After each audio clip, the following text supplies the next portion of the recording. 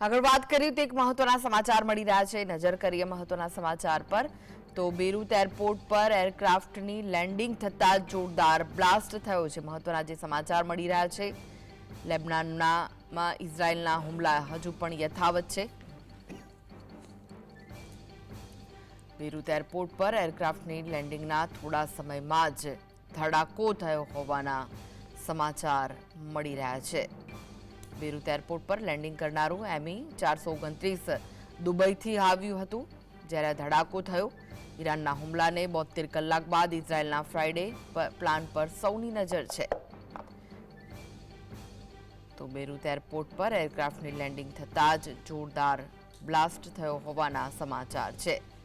લેબનાનમાં ઇઝરાયલના હુમલા હજુ પણ યથાવત છે. તો મહત્વના સમાચાર, બેરૂત એરપોર્ટ પર લેન્ડિંગ કરનારું ME-429 દુબઈથી આવ્યું હતું.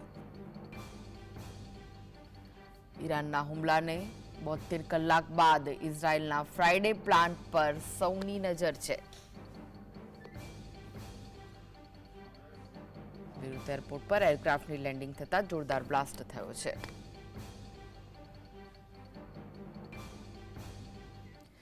તો આ વિશે વધુ માહિતી માટે જોડાઈ ગયા છે સ્ટુડિયોથી સહયોગી કામેશ ચોકસી. કામેશ, જે રીતે હુમલાઓ થઈ રહ્યા છે, શું લાગી રહ્યું છે આગળ હવે? બિલકુલ કૃષ્ણ, આપણે જણાવી દઉં કે મિડલ ઇસ્ટની જે લડાઈ છે એ આર પારની લડાઈ છે અને તેને લઈને હવે એક બાજુ વિશ્વયુદ્ધનો ખતરો તોડાઈ રહ્યો છે. આ તમામ બાબતોની વચ્ચે અત્યારે મહત્વપૂર્ણ સમાચાર આવ્યા છે અને તેની જો વાત કરવામાં આવે તો ખાસ કરીને જે એરપોર્ટ જે છે એરક્રાફ્ટ જે છે તેની એક બાબત સામે આવી રહી છે ને જેને લઈને વાત કરવામાં આવે તો લેબનાનના જે આગળ જે એરપોર્ટ હતું ત્યાં આગળ એક ફ્લાઇટનું જે લેન્ડિંગ થયું ને ત્યાં આગળ જ પ્રચંડ બ્લાસ્ટ થયો હોવાની વાત સામે આવી રહી છે. આ તમામ બાબતોની જો વાત કરવામાં આવે તો આજે ન માત્ર ઈરાન, ન માત્ર ઇઝરાયલ, ન માત્ર અમેરિકા, પરંતુ સમગ્ર વિશ્વની નજર આજે આ જ ઘટના ઉપર રહેવાની છે. શા માટે? કારણ કે જે ઈરાને ઇઝરાયલ ઉપર હુમલો કર્યો હતો, 72 કલાક તેને વીતી ગયા છે અને આ 72 કલાક બાદની હવેની જો વાત કરવામાં આવે તો ઈરાન અને ઇઝરાયલ યુદ્ધની સ્થિતિ જે છે એ એક બાજુ બદતર જોવા મળી રહી છે. બીજી બાબતની વાત કરવામાં આવે તો ઇઝરાયલે પણ ઈરાનને ગર્ભિત ચીમકી આપી હતી કે ઈંટનો જવાબ પથ્થરથી આપવામાં આવશે અને જેને લઈને ફ્રાઇડે પ્લાન, આજે શુક્રવાર છે અને આજે ફ્રાઇડે પ્લાન ઉપર સૌની નજર રહેશે. કારણ કે ઇઝરાયલે હવે ઈરાનને પ્રતિક્રિયા આપવાનું નક્કી કર્યું છે અને જડબાતોડ જવાબ આપશે તેવા પણ અહેવાલ ખાસ કરીને ઇઝરાયલ ઉપરથી સામેથી આવી રહ્યા હતા. ત્યારે શું હશે ઇઝરાયલનો ફ્રાઇડે પ્લાન, કેવી રીતના તે હવે એટેક કરી શકે છે? આ સ્થિતિ જે છે તે બદતર છે. લેબનોનની વાત કરવામાં આવે તો જે અહેવાલ સામે મળી રહ્યો છે તે રીતના 24 થી 48 કલાકની અંદર 25 થી વધુ સ્વાસ્થ્ય કર્મીઓના પણ મોત થયા હોવાના અહેવાલ સામે આવી રહ્યા છે. સ્થાનીય પ્રશાસનની વાત કરવામાં આવે તો સ્થાનીય પ્રશાસન દ્વારા પણ યુદ્ધના ધોરણે તમામ કામગીરી, લોકોને બચાવવાની કામગીરી હાથ ધરાઈ છે.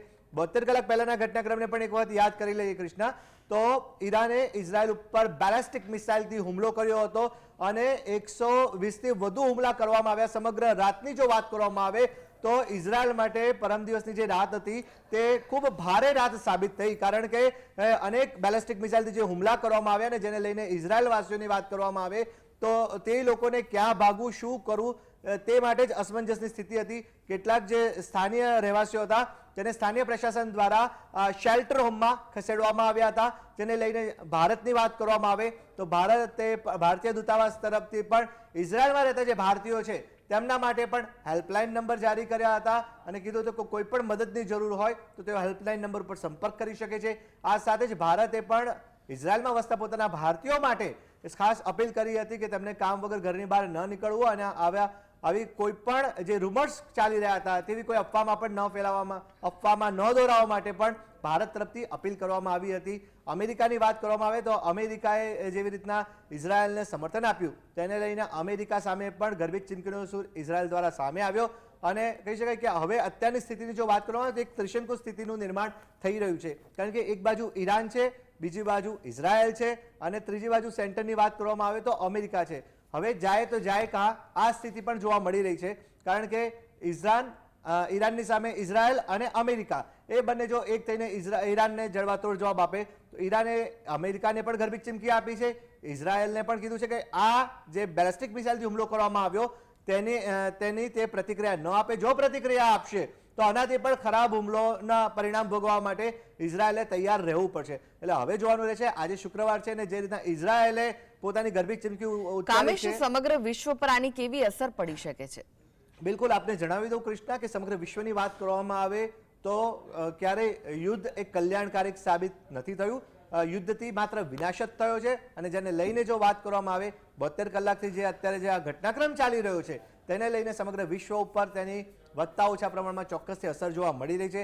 હજી આગામી સપ્તાહમાં પણ આની પુરોગામી અસર જોવા મળી શકે છે. શેર બજારની વાત કરવામાં આવે તો શેર બજારમાં પણ ગઈકાલની આપણે વાત કરીએ તો ખૂબ મોટા ગાબડા પડવાના અહેવાલ પણ સામે આવ્યા. 10 લાખ કરોડ શેર બજાર ધારકોના ધોવાઈ ગયા છે. અને ખાસ કરીને ઇન્ટરનેશનલ માર્કેટની જો વાત કરવામાં આવે તો જે ક્રૂડ ઓઇલની વાત કરવામાં આવે, ભારતની જો વાત કરવામાં આવે તો ભારત અને ઈરાન દેશ સાથે પણ સંપર્ક સાથેની જે કામગીરી ચાલી રહી છે. ઇઝરાયલની વાત કરવામાં આવે તો ઇઝરાયલ સાથે પણ ખૂબ સારા સંબંધો ધરાવે છે. ક્રૂડ ઓઇલને લઈને જો વાત કરવામાં આવે તો જ્યારે 72 કલાક પહેલા જ્યારે આ ઘટનાક્રમ બન્યો ત્યારે જ 5% જેટલો સરેરાશ ક્રૂડ ઓઇલમાં વધારો જોવા મળ્યો હતો. હવે તેલની વાત કરવામાં આવે તો તેલને લઈને ભારતમાં પણ હવે આગામી દિવસોમાં એક બાજુ જો ભારતની વાત કરવામાં આવે તો દિવાળીનો તહેવાર પણ નજીકમાં છે. એટલે સામાન્ય રીતના તો તેલના ભાવ વધતા જ હોય છે તહેવાર ટાણે, પરંતુ અત્યારે જે સ્થિતિ નિર્માણ થઈ છે તેને લઈને ક્રૂડ ઓઇલમાં પણ ખૂબ મોટો કહી શકાય કે ભાવનો વધારો જોવા મળી શકે છે. અને તેની અસર વધતા ઓછા પ્રમાણમાં ન માત્ર ભારત પરંતુ અન્ય દેશોમાં પણ જોવા મળી શકે છે. જી, આભાર કામેશ સમગ્ર માહિતી આપવા માટે.